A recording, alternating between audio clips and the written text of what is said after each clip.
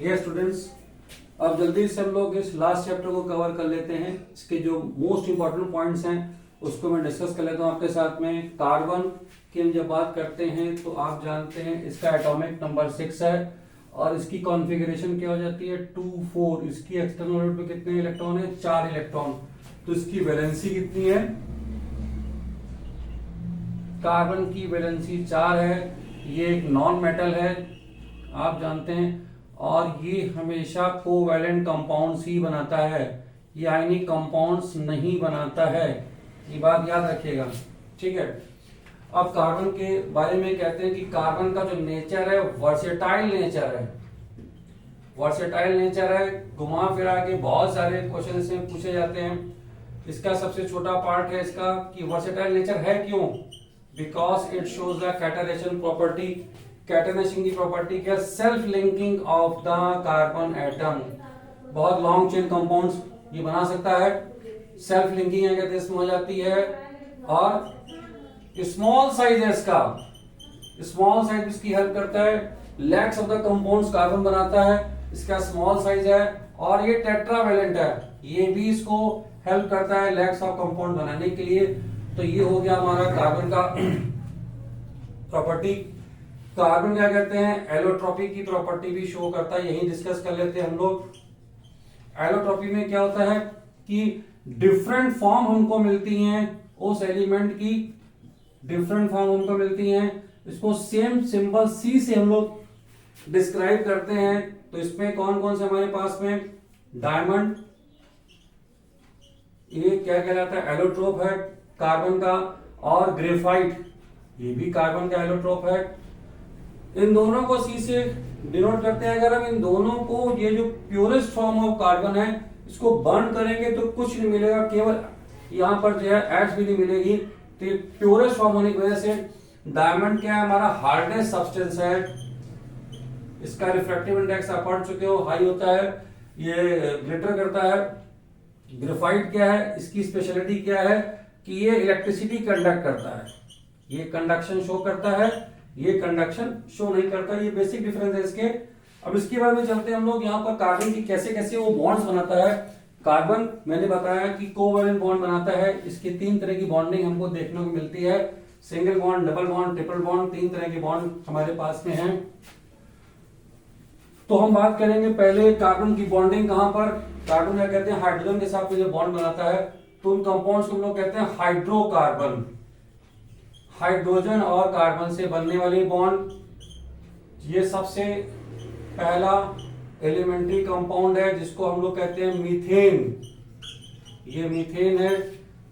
अगर 2 कार्बन का मैं कंपाउंड लेना चाहूंगा तो मुझे यहां पर मिल जाएगा एल्कीन। ये हमारा, इसका आयुर्वेसी नेम है इथीन। और 3 बॉन्ड वाला हमारे पास में कार्बन है, ये कंपाउंड है, सॉरी, ये है इथाइन। तो ये दोनों मिलकर हमारे जो है अनसैचुरेटेड हाइड्रोकार्बन को रिप्रेजेंट करते हैं। अनसैचुरेटेड हाइड्रोकार्बन को रिप्रेजेंट करते हैं। ये सैचुरेटेड हाइड्रोकार्बन को रिप्रेजेंट करता है। तो इसको क्या करते हैं हम लोग? इसको कहते हैं एल्केन, इसको कहते हैं हम लोग एल्कीन, इसको कहते हैं हम एल्काइन। तो ये 3 चीजें हमको यहां पर डिस्कस करनी है लगातार, इसके बारे में बात करेंगे हम लोग। अब इसके बाद में जो ये कार्बन कंपाउंड्स हैं, ये स्ट्रेट चेन भी हो सकते हैं। ये देखिए सीधी सीधी चेन बन रही है, तो ये कैसे? स्ट्रेट चेन कंपाउंड है, स्ट्रेट चेन कंपाउंड है हमारे पास में। और ये साइक्लिक भी हो सकते हैं। अब यहाँ पे 1 2 3 4 4 कार्बन यहां थे, 4 कार्बन यहां थे, तो दोनों को क्या बोलेंगे? 4 कार्बन का हमारे पास जो एल्केन है वो क्या कहलाता है? किसमें? एल्केन में। That is simply known as butane. तो ये हमारे पास में जो कंपाउंड है इट इज ब्यूटेन। ये हमारा है साइक्लिक ब्यूटेन। थोड़ा सा यहाँ पे फर्क आ गया, साइक्लिक ब्यूटेन, ठीक है। तो ये हमारी बात हो गई इसके बारे में कि जो है कंपाउंड्स, हाइड्रोकार्बन, सैचुरेटेड, अनसैचुरेटेड, ये जान गए। बीच में थोड़ा सा एक छोटा सा इंट्रोडक्शन मैं आपको दे दूं, एक अनसैचुरेटेड साइक्लिक कंपाउंड हमारे पास में बहुत फेमस कंपाउंड है जिसको हम कहते हैं बेंजीन। बेंजीन में क्या होता है, 6 कार्बन का कंपाउंड है हमारे पास में ये, और इसमें अल्टरनेट यहां पे डबल बॉन्ड मिलते हैं। इसमें कितने डबल बॉन्ड हैं, इसमें 3 डबल बॉन्ड हैं, याद रखिएगा। और सिंगल बॉन्ड कितने, 6 सिंगल बॉन्ड यहां पर और 3 यहां पे, तो 9 सिंगल बॉन्ड हो गए और 3 उनको मिल गए यहां पर डबल बॉन्ड। तो किसी किसी क्वेश्चन में आपसे पूछ सकता है कि बताइए यहां पे कितने सिंगल बॉन्ड हैं, तो 1 2 3 4 5 6 7 8, तो प्रोपेन में कितने 8 सिंगल बॉन्ड हो गए। तो इस तरह का क्वेश्चन आपको मिल सकता है। सिंपल क्वेश्चन है, कुछ खास बात नहीं है, काउंटिंग खाली करनी है। ध्यान रखिएगा डबल बॉन्ड को 2 मत काउंट कर लीजिएगा, ये सिंगल बॉन्ड होता है। अब इसके बाद में आते हैं ऑर्गेनिक केमिस्ट्री का सबसे इंपॉर्टेंट पार्ट हमारे पास में जो है वो है फंक्शनल ग्रुप। फंक्शनल ग्रुप जो कि किसी भी कंपाउंड को दूसरे से अलग कर देता है। मैं आपको ज्यादा नहीं, केवल 3 फंक्शनल ग्रुप डिस्कस करना चाहूंगा आपके साथ में। अल्कोहल का डिस्कशन यहां पर सबसे ज्यादा होगा, इसको OH से डिनोट करते हैं। जब इसका कोई कंपाउंड अगर लिखना चाहेंगे तो OH बाद में हमको मिलेगा, और इसका आयुपेसी नेम होता है, बहुत साफ साफ लिखेंगे एल्केनॉल। मैं बार बार बोलता हूं ये O बनना चाहिए। इसी से रिलेटेड एक एल्डिहाइड कंपाउंड हमको मिलता है जिसका फंक्शनल ग्रुप है CHO। इसका आयुपेसी नेम क्या है, एल्केनल। तो ध्यान कहां रखना है, ये Al है, ये OL है, ठीक है, इसका ध्यान रखेंगे। तीसरा मैं आपसे डिस्कस करूंगा कार्बोक्सिलिक एसिड। तो कार्बोक्सिलिक एसिड में क्या है हमारे पास में, COOH। ये कहीं पर आपको ऐसा बना हुआ मिल सकता है, कोई फर्क नहीं पड़ता है। तो इसका नाम कैसे लिखते हैं, एल्केनोइक एसिड। एल्केनोइक एसिड, ठीक है। अब देखिए मैं 2 कंपाउंड लिख रहा हूं, जैसे लिख रहा हूं C2H6। C2H6 से बनने वाला अगला कंपाउंड क्या है, C2H। यहां पे देखिए 6 कार्बन है, 2 हाइड्रोजन कम हो जाएंगे, तो ये क्या था मेरे पास में, इथेन। ये इथेन था, इसका नाम क्या हो गया, इथीन। 2 हाइड्रोजन और कम हो गए, ये बन गया इथाइन, ठीक है। अब अगर मैंने लिख दिया CH3CH2OH, देखिए सब में 2 कार्बन लेके चल रहा हूं, ये 2 कार्बन का अल्कोहल में बना रहा हूं। इसका नाम है, आप तो चाहते इसको इथाइल अल्कोहल बोलते हैं, लेकिन अगर मैं बात करूं आयुपेसी नेम की तो मैं इसको लिखूंगा इथेनॉल, ठीक है। अभी 2 कार्बन का अगर मैं एल्डिहाइड लिखना चाहता हूं CH3CHO, तो इसका नाम क्या हो जाएगा, इथेनल। क्या नाम हो गया, इसका नाम हो गया इथेनल। अब इसी 2 कार्बन का अगर मैं एसिड लिखना चाहता हूं, ये हो गया इथेनल। 2 कार्बन का तो CH3COOH, तो ये क्या हो गया, इथेनोइक एसिड। ये सारे मैंने क्यों बनाया आपके लिए, ध्यान दीजिएगा। इसको बनाने के पीछे कारण क्या है, इसको बनाने के पीछे कारण क्या है कि मैंने एक आपको कंपैरेटिव स्टडी दी है कि सब में 2 ही कार्बन मैंने यहां पर लिए हैं। 2 हाइड्रोजन कम होने के बाद में बन जाती है एथीन, और 2 कम हो जाते हैं किसी भी कंपाउंड से। आप कोई अल्केन लीजिए, 2 हाइड्रोजन कम करिए एथेन, और 2 कम करिए इथाइन। फिर जो ये कंपाउंड है हमारा यहां पर, इसको लिखा जाता है ROH। R हमारा क्या कहलाता है, एल्किल ग्रुप कहलाता है, ध्यान रखिएगा, ये कहलाता है एल्किल ग्रुप, ठीक है। अब एल्किल ग्रुप के साथ में अगर मान लीजिए मैंने लिख दिया RH, तो ये कहलाता है हेलो एल्केन। ये क्या कहलाएगा, हेलो एल्केन। यानी अगर मैंने यहां पे ले लिया RCl, तो ये क्या हो जाएगा, क्लोरो। नाम बदल लेते हैं, यहां ले लेता हूं मैं ClC2H5, तो ये क्या हो जाएगा, क्लोरो इथेन हो जाएगा भाई। तो आप याद रखिएगा, अगर C2H5 कहीं पे लगा हुआ है, एल्केन में से 1 हाइड्रोजन कम होने के बाद एल्किल ग्रुप बनता है, कोई भी एल्केन हो। अगर C2H6 है, C2H5 इथाइल, ये आपका CH4 था, 1 कम हो गया मिथाइल, तो यहां पे इसका क्या नाम हो गया, क्लोरो इथेन। अब इन दोनों को देखिए, इसको लिखने का क्या पर्पस है, क्या फायदा हो रहा है इसको लिखने से? यहां दो जो फंक्शनल ग्रुप की कार्बन है वो इंक्लूड होती है नाम लिखने में। याद रखिए, देखिए यहां पर फंक्शनल ग्रुप मैंने जो लिखा था तो इसमें एक कार्बन आ रही है, एक कार्बन एल्डिहाइड में भी आ रही है।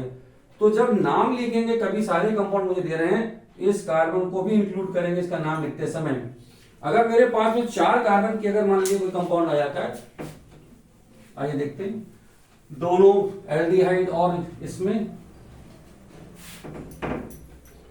अगर ऐसा कोई कंपाउंड आ गया मेरे पास में जो ऐसे लिखा हुआ है CH3 CH2 CH2 COOH 1 2 3 4, 4 carbon है तो इसका नाम कैसे लिखेंगे? क्योंकि 4 कार्बन का एल्केन होता है हमारा ब्यूटेन, तो इसका नाम क्या हो जाएगा? Butanoic acid. ठीक है, बस ये ध्यान रखेंगे। तो ये तो होगी फंक्शनों की बात। फिर इसका मेन टॉपिक आपका है होमोलॉगस सीरीज। होमोलॉगस सीरीज क्या होती है? ये एक फैमिली है ऑर्गेनिक कंपाउंड्स की। जैसे कि मान लीजिए हम बात कर रहे हैं अल्कोहल की फैमिली है।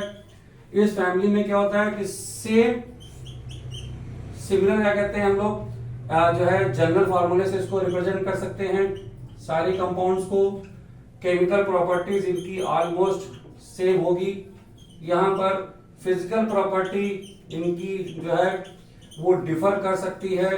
हर सब्सिक्वेंट क्या कहते हैं जो कंपाउंड्स हैं उसमें CH2 का फर्क होता है और मास नंबर का 14 का फर्क होता है। क्यों? अगर मैं पहले कंपाउंड दूसरे कंपाउंड में जाएंगे तो एक कार्बन बढ़ेगा, 2 हाइड्रोजन, कार्बन का मास कितना 12, हाइड्रोजन कितना 2, तो 12 + 2 कितना हो गया 14। तो बाई 14 क्या कहते हैं इसका मास बदल जाता है।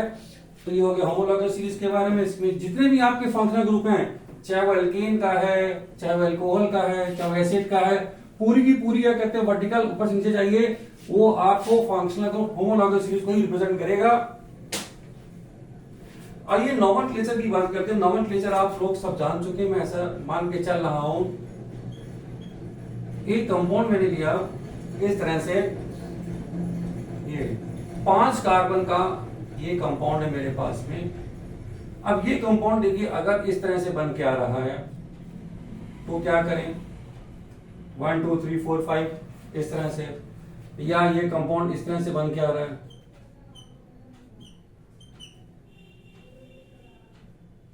ये 1 2 3 4 सब। तो यहां पर अगर एक कंपाउंड ये बन के आ रहा है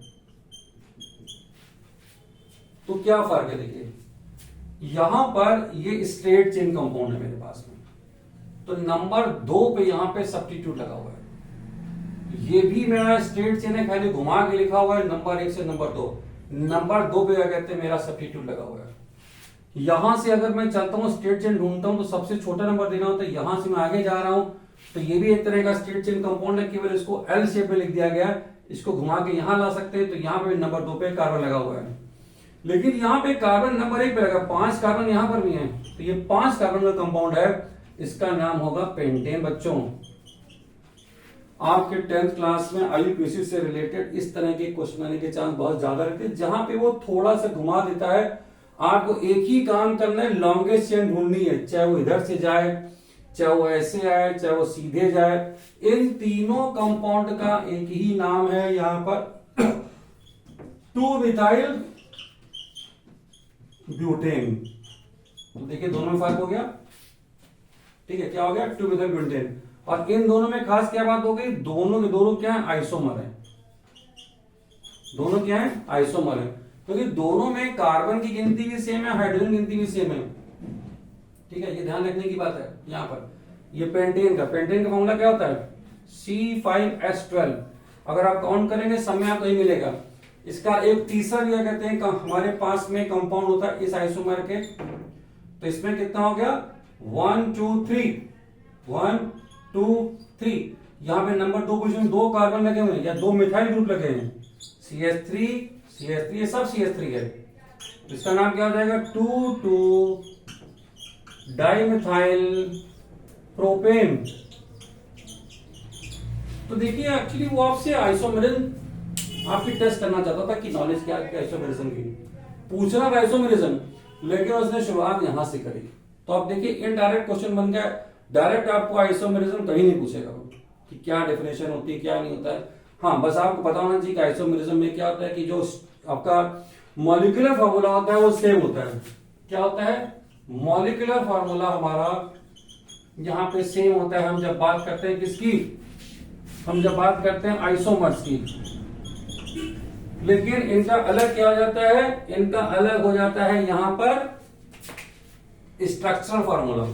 कौन अलग हो जाता है, स्ट्रक्चर। तीनों को देखिए स्ट्रक्चर अलग हो गए, ये तीनों एक ही जैसे थे, ये सेकंड आ गया, ठीक है। फिर यहां पर जो है आपका ये अलग हुआ है, ये तीनों एक ही जैसे थे, फिर ये अलग हुआ है।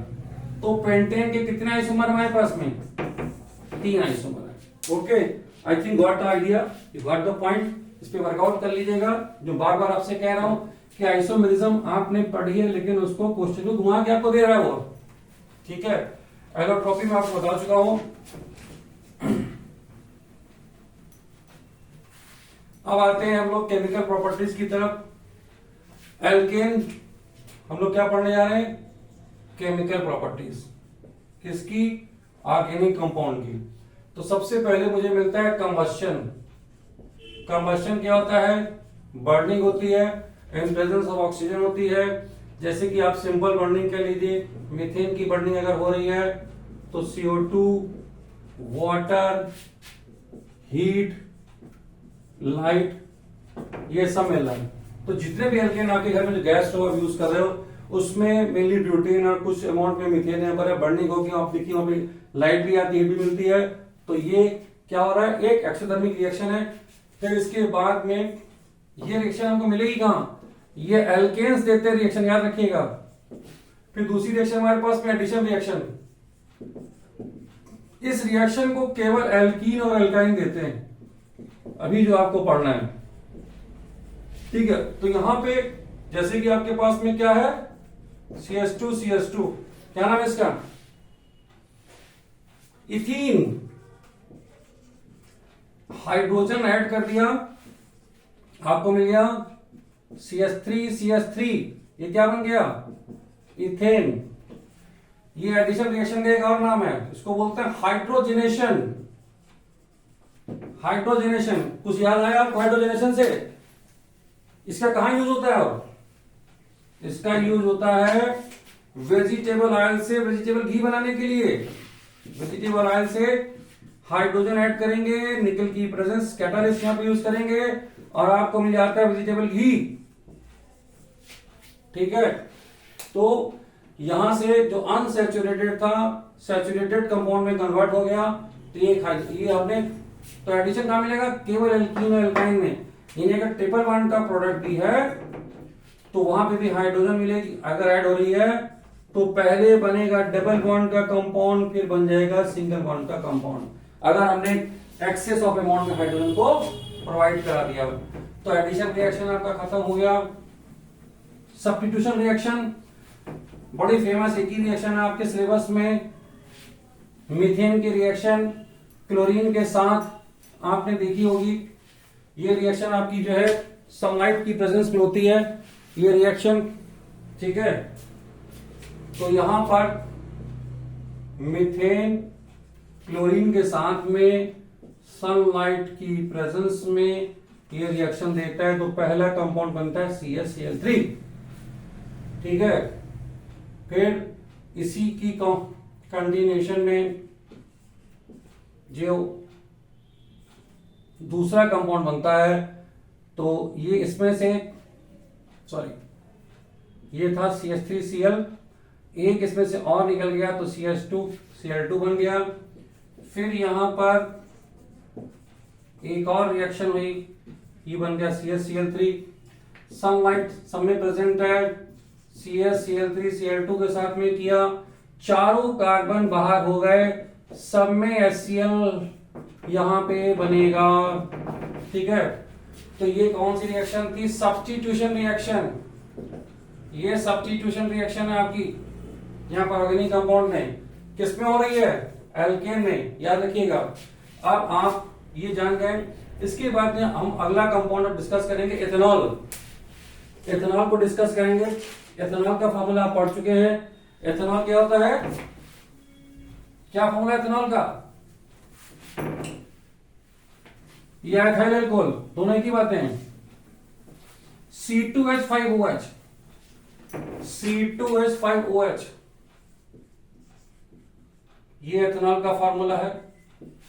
इसको IUPAC ने मेथनॉल, और इसका कमर्शियल या जो ज्यादा पॉपुलर नाम है एथाइल अल्कोहल भी बोलते हैं हम लोग। ठीक है, एथेनॉल में केमिकल रिएक्शन आपको ज्यादा पढ़नी है। सोडियम के साथ में अगर ये रिएक्शन हम कराते हैं तो बन जाता है सोडियम इथॉक्साइड, और हाइड्रोजन गैस यहां से निकल जाती है। ठीक है, अब ये बहुत इंपॉर्टेंट रिएक्शन मैं आपको देने जा रहा हूं, याद रखिए, बहुत घुमा फिरा के पूछी जाती है ये रिएक्शन। C2H5 को ऐसे भी लिखा जा सकता है जैसे मैंने लिखा है यहां पे। ठीक है, अब इसको हम लोग करने क्या जा रहे हैं, हीटअप करने जा रहे हैं। इसको हीट किया मैंने कंसंट्रेटेड सल्फ्यूरिक एसिड की प्रेजेंस में, और ये कन्वर्ट हो गया मेरा किसमें, इथीन में, साथ में निकला वाटर। तो याद रखिएगा, आपको कभी भी ये क्वेश्चन अननोन फॉर्म में आ सकता है। वो बोलेगा कि we are using a compound, अब अल्कोहल के जो यूजेस हैं उसको बता देगा which is use in the beverages, जो कि बीवरेजेस में ये कंपाउंड यूज हो रहा है। ठीक है, अगर इसको मैं हीट करता हूं कंसंट्रेटेड H2SO4 के साथ में, we get another compound Y। ठीक है, जो कि हाइड्रोजन के साथ में एक एडिशन रिएक्शन दे रहा है, या हाइड्रोजन के साथ में एक रिएक्शन दे रहा है, तो हमारा तीसरा कंपाउंड बन जाएगा, या हाइड्रोजन मैंने ऐड करी, एक तीसरा कंपाउंड बन गया Z। ठीक है, जो तीसरा कंपाउंड Z बन गया है वो क्या बन गया, एल्केन बना, जो उसकी की अगर बर्निंग करते हैं तो कार्बन डाइऑक्साइड गैस और हीट इवॉल्व होती है। तो अब आपको उसने नहीं बताया कि X क्या था, Y आपसे पूछना चाहता है क्या है Z। तो पहला हिंट उसने आपको दिया कि हमने एक यहां पे ऐसा केमिकल या लिक्विड यूज किया जो कि बिवरेजेस में जो इस्तेमाल होता है, जो कि वाइन में यूज होता है, जो कि पेंट इंडस्ट्री में यूज होता है। ठीक है, तो ये सारे आपको हिंट देगा अल्कोहल के बारे में, जो यूजेस है वहां से आपको पकड़ना है कि ये अल्कोहल की बात कर रहा है, इथाइल अल्कोहल की स्पेशली बात कर रहा है। हीट करेंगे तो एल्कीन बन गई।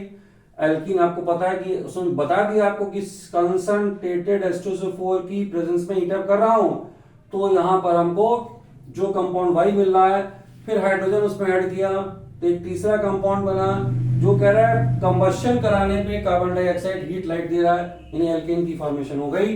तो इस तरह के क्वेश्चन भी आपको यहां पर रिवर्स क्वेश्चन में बार बार कहता हूं यूजेस से निकालने होते हैं। तो ये हो गया आपका इथेनॉल का रिएक्शन। अब इसके बाद में हम पढ़ेंगे ethanoic acid. Ethanoic acid, ethanoic acid जिसका फार्मूला अब आप जान चुके हैं CH3COH। इसकी पहली रिएक्शन वेरी इंपॉर्टेंट रिएक्शन है एस्टरीफिकेशन की।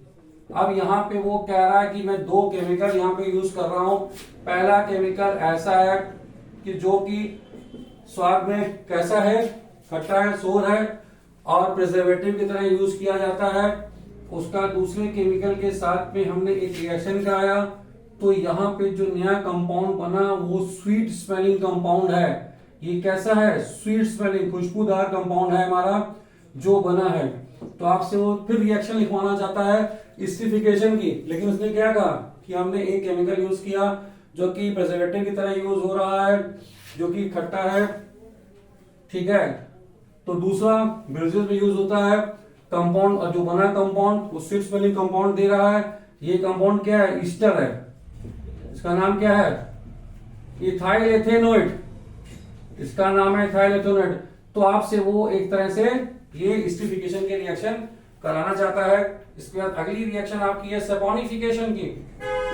सपोनिफिकेशन की रिएक्शन ये कहती है कि जो ईस्टर की फॉर्मेशन हो गई है यहां पर, अगर इन ईस्टर को हम दोबारा NaOH के साथ में रिएक्शन कराते हैं तो हमको यहां पर फिर से जो है सोडियम सॉल्ट मिल जाएगा एसिड का, और साथ में मिलेगा अल्कोहल हमको यहां पर मिल जाएगा।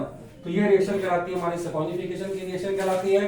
अब इसके बाद में हम जल्दी से बात करेंगे लास्ट टॉपिक इस चैप्टर की, सोप के बारे में बात करेंगे। तो यहां पर इथेनॉल में एक छोटी सी और चीज पूछी जाती है कि भाई इसका ड्रॉप, इस कंपाउंड का क्या मिसयूज है सोसाइटी में,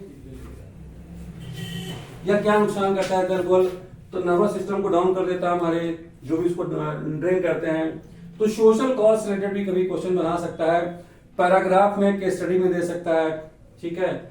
तो इसको मिसयूज, जैसे कि कुछ अल्कोहल होते हैं जो इंडस्ट्रीज में यूज किए जाते हैं, चाहे वो मिथाइल अल्कोहल, एथाइल अल्कोहल, तो वहां पे वो अल्कोहल बहुत चीप होता है, तो वो मार्केट में वो चीप अल्कोहल ना आ जाए तो उसमें कुछ पॉइजनस सब्सटेंसेस ऐड कर दिए जाते हैं, पिरिडीन जैसे, कि जिसको लोग उसको कंज्यूम ना करें। उसमें मेंशन है that is fit not fit for the consumption.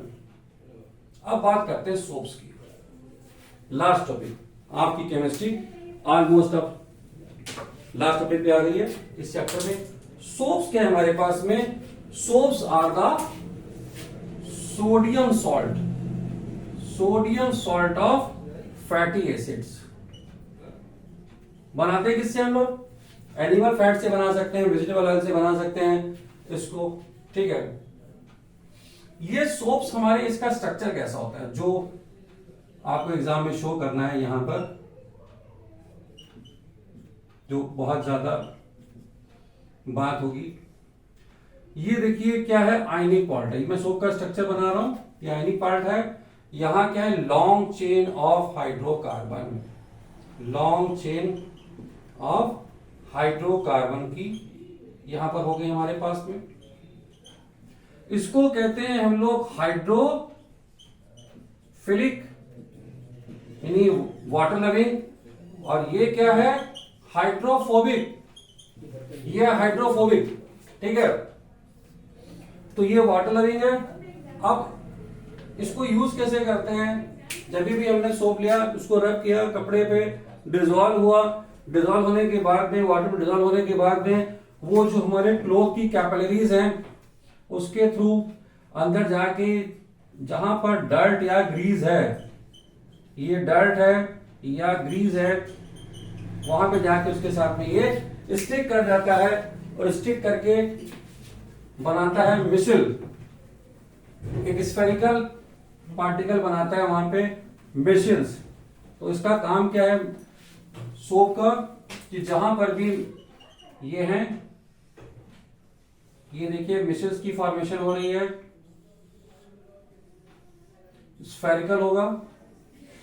जो इसका पॉजिटिव पार्ट है वो सबसे दूर होगा यहां पर, और जो उसकी टेल थी, यहां पर सोप में एक चीज बताना रह गया, ये इसकी टेल थी, और इसको बोल रहे थे जहां पे Na पॉजिटिव था, ये इसका हेड था, ठीक है। तो हेड तो दूर चला जाएगा, चारों तरफ इसके क्या है, वाटर है यहां पे। तो ये डर्ट या ग्रीज है हमारी, जिसको कि मैं साफ करना है। तो फॉर्मेशन हो गई हमारी, यहां पर मिसल की फॉर्मेशन हो गई। मिसल की फॉर्मेशन होने के बाद में इसको एजिटेटिंग करते हैं, पीटते हैं वाटर के साथ में, तो ये मिसल्स हमारे वहां से बाहर आ जाते हैं। तो उसकी वाटर, उसके क्लोथ की क्लींजिंग हो गई। क्लींजिंग होने के बाद में फिर अगले टॉपिक आपसे पूछा जाता है कि सोप के क्या एडवांटेज हैं। हम डिटर्जेंट से भी कपड़े क्लीन कर सकते हैं। सोप का जो एडवांटेज की अगर मैं बात करूं तो ये क्या है, बायोडिग्रेडेबल है। तो याद रखिएगा, ये बायोडिग्रेडेबल है, डिटर्जेंट बायोडिग्रेडेबल नहीं होता है। तो ये सोप का एक एडवांटेज है। और सोप का डिसएडवांटेज क्या है? सोप का डिसएडवांटेज ये है, इसका डिसएडवांटेज क्या है? इसका डिसएडवांटेज है ये हार्ड वाटर में क्लींजिंग नहीं करता है। तो हार्ड वाटर कौन होते हैं? कैल्शियम या मैग्नीशियम के जो सॉल्ट्स वाटर में डिजोल्व हो जाते हैं, उस वाटर को हार्ड बना देते हैं। तो जब सोप को रब करते हैं तो सोप क्या है, जो कि sodium salt of fatty acid का, ये वहां पर जाकर नया कंपाउंड बना लेते हैं। तो जो कि बार बार उसको रब करते रहेंगे तो क्लींजिंग एक्शन नहीं होता है। फिर याद रखिए, बायोडिग्रेडेबल है, डिटर्जेंट पोल्यूशन करता है, जहां पे भी वाटर ये सोप डिटर्जेंट का रिवर में या कहीं जाएगा तो वहां पे जो भी एक्वेटिक एनिमल्स हैं उनके लिए खतरनाक हो जाता है। तो ये एडवांटेज हो गया हमारा सोप का इससे रिलेटेड। तो आज मैं यही क्लोज करता हूं केमिस्ट्री के इस टॉपिक को। बाकी एमसीक्यू से रिलेटेड कुछ चीजें हैं उसको आप सेंसिबली करिएगा, बहुत ज्यादा टाइम आपको उस पर नहीं देना है, हम पहले बता चुके हैं। और जब आप थोड़ा पेपर को कोशिश करिएगा 5-10 मिनट पहले खत्म करने की, फिर जो क्वेश्चंस आपके नहीं हुए हैं उसको आप ट्राई करिएगा। जो रीजनिंग असेसमेंट के क्वेश्चन है 4 पार्ट हैं, अगर आपको एक पार्ट गलत मिल गया एबीसीडी में थे तो आपका काम वहीं खत्म हो गया। अगर एक भी गलत हो गया तो अब आपका आंसर तो यहीं आ जाता है, चाहे कोई भी गलत हो जाए इसमें से, सॉरी रीजन और असर्शन में से कोई भी अगर गलत हो जाए तो आपका आंसर यहां पे डायरेक्ट सीओडी में से आ जाता है। दोनों गलत नहीं है, बस प्रॉब्लम हमारी यहां पर आती है कि हम यहां पर ए या बी में से क्या सिलेक्ट करें। तो ये आपने जो भी स्टडी करी है अपने फिजिक्स केमिस्ट्री बायोलॉजी की, उसी के बेसिस पे फिर आपको देखना होगा कि क्या ये यहाँ पे जो रीजन है इस असेसन को सपोर्ट कर रहा है। तो बस ऑल द बेस्ट स्टूडेंट्स, आपको क्या कहते हैं मैं बेस्ट विशेष देता हूं आपके एग्जाम के लिए, ठीक है। अगर अभी कोई क्वेरी होगी तो आप कमेंट बॉक्स में डाल दीजिएगा, तो मैं उसको पर्सनली आपको बता दूंगा। Okay, all the best.